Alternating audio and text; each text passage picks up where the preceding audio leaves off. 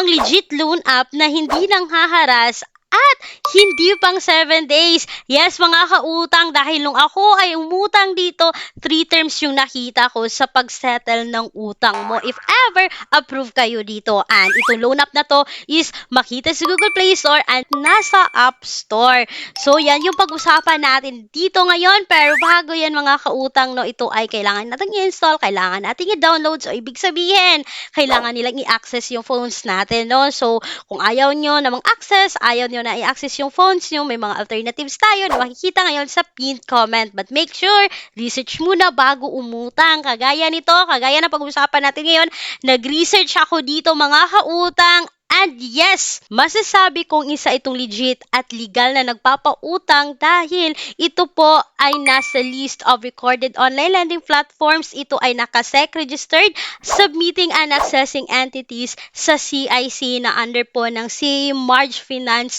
Ibahagi ko sa inyo kung magkano nga ba yung nakuha ko sa offer na liya dito ng 1,000 pesos. Kung approve nga ba ko, kung magkano nga ba yung ibabalik sa 1,000 pesos sa loob ng 3 terms na sinasabi nung ako ay nag-apply dito. Kaya, just continue watching. Hey mga kautang, welcome back. This is Clarice, ang inyong number 1 palautang dahil utang is life. Hindi na talaga mawawala sa atin yung pag-utang online. Lalong-lalo na nasubukan na nating umutang dito. Ang hirap talaga makawala, mga kautang, no? As long as ito lang talaga yung madabilis nating malapitan, no? And let's talk about ngayon kay Mega Peso Cash Loan and Lending. Yes, nasa App Store and nasa V-App Store and nasa Google Play Store under kay CM March Financing. Sabi ko na kanina sa intro, legal silang nagpapautang. And yes, mga kautang, no, up to 50,000 yung kanyang credit limit na ibibigay. Pero sabi ko nga kanina sa intro,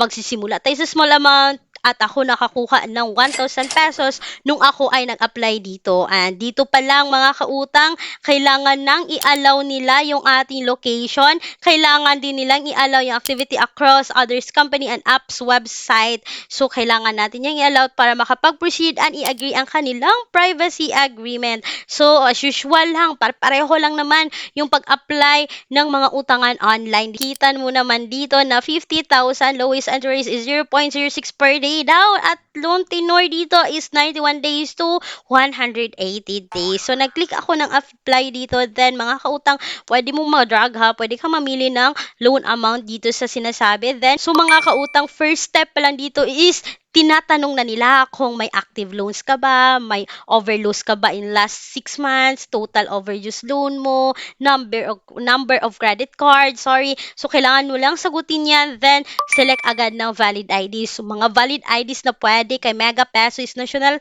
Postal, SSS, UMID, Passport, Driver's License, Voter's ID, TIN card, pwede PhilHealth ID, PRCNE, National ID, and the National ID, yung electronic pwede dito. Mega Peso would like to access the camera so that makapag-face verification po tayo. Then, proceed tayo sa e-wallet. Pwede bank and pwede GCash, GrabPay, and PayMaya. So, GCash yung ginamit ko. Andito, nanghihingi lang po sila ng 3 contact person. So, mga kautang, sa work information din, kailangan natin ilagay kung magkano yung monthly income natin at kailan darating yung sahod natin. Then, pwede po dito si OFW, pwede yung mga retired, yung student, teachers, mga self-employed, pwede dito halos lahat. Pwede dito as long as may one valid ID ka kasi hindi kailangan ng proof of income or payslip. So, eto na. Congratulations! You have finished all the certification. So, nag-click ako dito ng apply. Then, yung credit limit talaga na binigay is 1,000.